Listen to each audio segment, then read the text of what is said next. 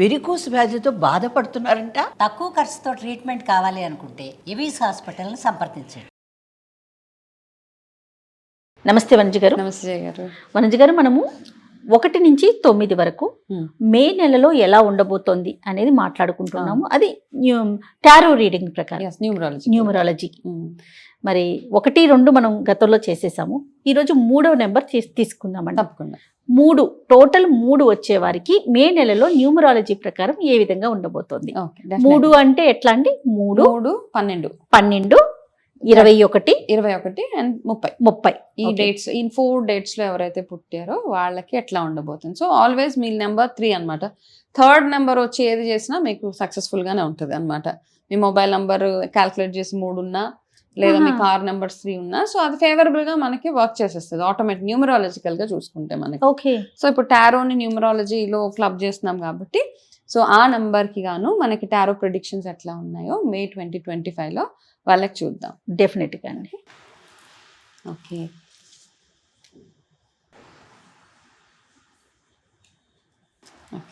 Cards లో కూడా రకాలు ఉంటాయా వనజ గారు? ఉంటాయండి.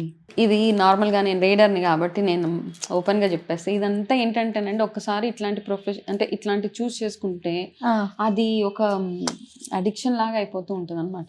అదే పనిగా ఇంకొక ఇప్పుడు ఇందులోంచి తీద్దాం. ఇందులో ఏమవుతుంది అంటేనండి, ఒక్కసారి ఈ స్పిరిచువల్ హీలింగ్ లోకి వచ్చిన తర్వాత ఎట్లా అవుతుంది అంటేనండి, ఒకదాని తర్వాత ఒకటి చెయ్యాలని ఆటోమేటిక్గా మనకు అనిపించేస్తానే ఉంటుంది అనమాట. సో నా లెర్నింగ్ కి ఫుల్ స్టాప్ లేదు. ఒక ఇట్లా కొత్తవన్నీ నేర్చుకుంటా ఉంటాను. కొత్తవన్నీ ఇట్లా చెప్తానే ఉంటాను. కాబట్టి ఈ కార్డ్స్ లో కూడా చాలా చాలా టైప్స్ ఉంటాయండి. చాలా వచ్చేసినాయి యాక్చువల్ గా. సో అలా అనమాట.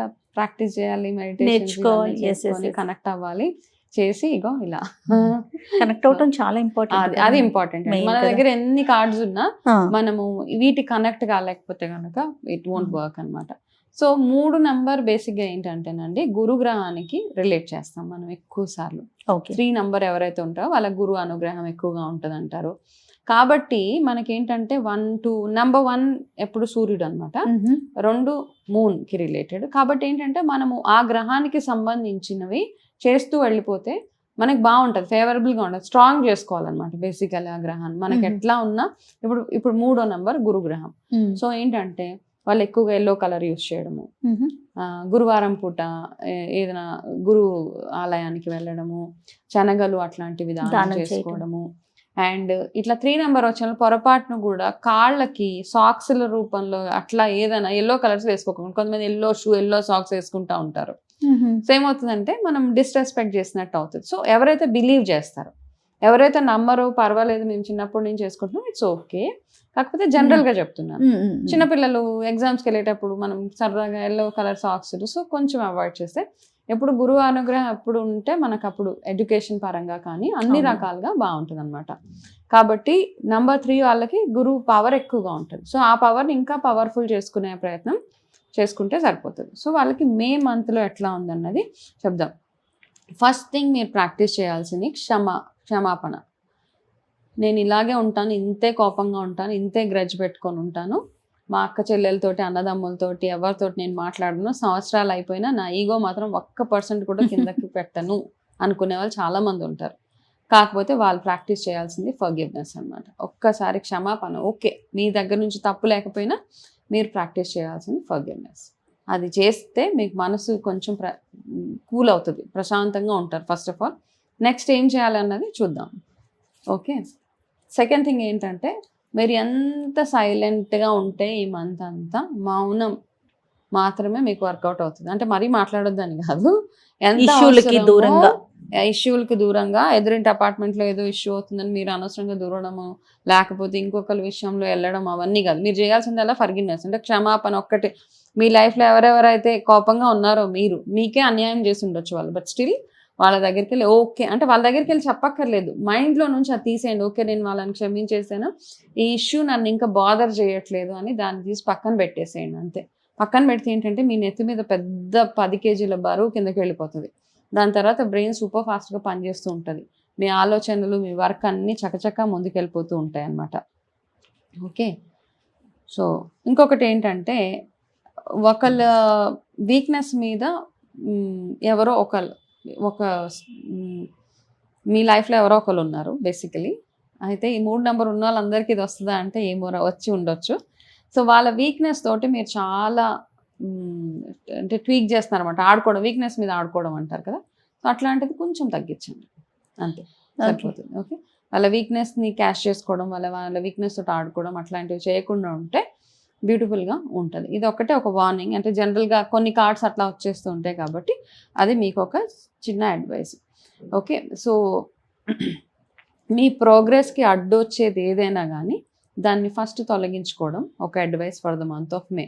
అది ఏదైనా కావచ్చు. అంటే ఫర్ ఎగ్జాంపుల్ అండి, ప్రోగ్రెస్ అంటే మీరు లైఫ్లో ముందుకెళ్ళాలి. ఒక ఫస్ట్ పర్సనల్ రిలేషన్షిప్స్లో ఇద్దరు వైఫ్ అండ్ హస్బెండ్ మధ్యలో మూడో మనిషి ఎవరో వస్తారు. ఓకే, వచ్చినప్పుడు ఆటోమేటిక్గా ఆ ఇద్దరు వైఫ్ అండ్ హస్బెండ్ మధ్యలో కొన్ని ఇష్యూస్ వస్తాయి. సో ఆ మూడో మనిషిని మెల్లగా తప్పించాలి. అది మంచి చెడు క్వశ్చన్ కాదు అక్కడ. ఇక్కడ ఆ మూడో మనిషి ఈజ్ ఆల్వేస్ చెడు ఇన్ దిస్ కార్డ్ అనమాట. సో దాన్ని మీరు పక్కన పెట్టాలి. ఇఫ్ ఎనీ రిలేషన్ అంటే వెళ్ళి వాళ్ళతో మాట్లాడడము, చెప్పడము, కన్విన్స్ చేయడం, మీ వల్ల మాకు ప్రాబ్లం అవుతుంది అని చెప్పుకోవడము, చెప్పి వాళ్ళని తప్పించడం ఒక్కటే మార్గం. ఇది నెంబర్ 1. ఆఫీస్ బిజినెస్ పరంగా ఎవరైనా పార్ట్నర్ వల్ల మీకు ఇబ్బందులు వస్తుంటే పార్ట్నర్షిప్ నుంచి తప్పుకోండి.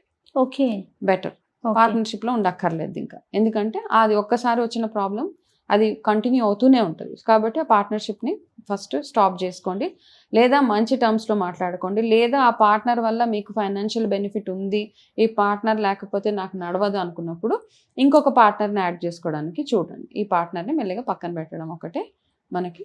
అండ్ బిజినెస్లో మీకు ఎవరైనా మీ కలీగ్స్ పరంగా ఎవరికైనా ఇష్యూస్ వస్తే వాళ్ళతో పిలిచి మాట్లాడి నీ వల్ల నాకు ఇబ్బంది అవుతుందని అక్కడికక్కడ ఆ రోడ్ అంతా క్లియర్ చేసుకోవాలన్నమాట. రోడ్ని మీకున్న స్పీడ్ బ్రేకర్స్ అన్నిటినీ ఇక్కడ క్లియర్ చేసుకోవాలి. మెయిన్ ఇంపార్టెంట్ థింగ్, మీరు ఒకవేళ చాలా బద్ధకస్తులు, ఈ పని మీకు ఎదురుగుండానే కనబడుతుంది పని, కాకపోతే అది చేయడానికి ఇక్కడి నుంచి అక్కడికి వెళ్ళడానికి బద్ధకం.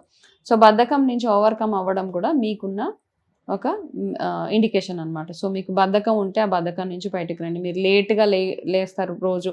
సో అన్నిటి మీద మీ ఓవరాల్గా మీ పర్సనాలిటీ మీద మీరు వర్క్ చేసుకోవడం for the month of May. But in terms of finances ఇవంతా చాలా beautiful month, no problem at all. Okay, కొంచెం పార్ట్నర్షిప్స్ ఇష్యూస్లో వాటిలో కాస్త కేర్ఫుల్గా ఉండాలి. అండ్ రెడ్ కలర్ మీకు చాలా చాలా ఫేవరబుల్ కలర్. సో నెంబర్ 3కి నేను for the month of May red colour మీకు ఫేవరబుల్. నార్మల్గా నేను 3 నెంబర్కి చెప్పాను కదా, ఎల్లో కలర్ ఎక్కువగా ఎంతగా యూస్ చేస్తే, ఎల్లో కలర్ని చాలా పాజిటివ్గా చూడాలి, మీరు చాలా పవిత్రంగా చూసుకోవాలన్నమాట ఎల్లో కలర్ని. అలాగే మీరు రోజు స్నానం చేసుకునే వాటర్లో కాస్త ఎల్లో కలర్ పసుపు అలాంటిది వేసి స్నానం చేసుకోవడం, ఇట్లాంటివన్నీ చేస్తూ ఉంటే ఏంటంటే మీకు ఆరోగ్యపరంగా అన్ని రకాలుగా మీకు బ్యూటిఫుల్గా ఉంటుంది. హెల్త్ పరంగా చూస్తే ఏం పెద్ద ఇష్యూస్ ఏం కనపడట్లేదు for the month of May. గురు ఆరాధనే మీకు suggested for the month of May. So కాబట్టి రెగ్యులర్గా గురు ఆలయానికి, ఏదో ఒక ఆలయానికి వెళ్ళడం ప్రతి గురువారం రోజు వెళ్తే మీకు చాలా ఫేవరబుల్గా ఉంటుంది. వీలైతే ఒక్కసారి మీరు మేలోనే ఒకసారి గాన్గాపూర్ వెళ్ళిరండి. మేలో పౌర్ణమి వస్తుంది. సో మండే పౌర్ణమి, ఆ రోజు మీరు 12వ తారీఖున అనుకుంటా, మీకు వీలు ఉంటే కనుక గాన్గాపూర్ వెళ్ళి అక్కడ ఒక నిద్ర చేసి రండి. ఎవరికైతే ఇష్యూస్ అనిపిస్తున్నాయి, నేను చెప్పాను ఎంత సైలెంట్గా ఉంటే అంత బాగుంటుందని. అండ్ మీకు ఇలా వచ్చే ఆటంకాలు ఏవైతే ఉన్నాయో, ఎవరికైతే చాలా వస్తున్నాయో వాళ్ళు మాత్రం ఖచ్చితంగా గాన్గాపూర్ ఎనీ గురు క్షేత్రం, బట్ నాకు సజెస్టెడ్ ఇస్ గాన్గాపూర్. వెళ్ళి అక్కడ నిద్ర చేసి రండి. దాని తర్వాత మీ లైఫ్లో మంచి మంచి చేంజెస్ మీరే చూస్తారు.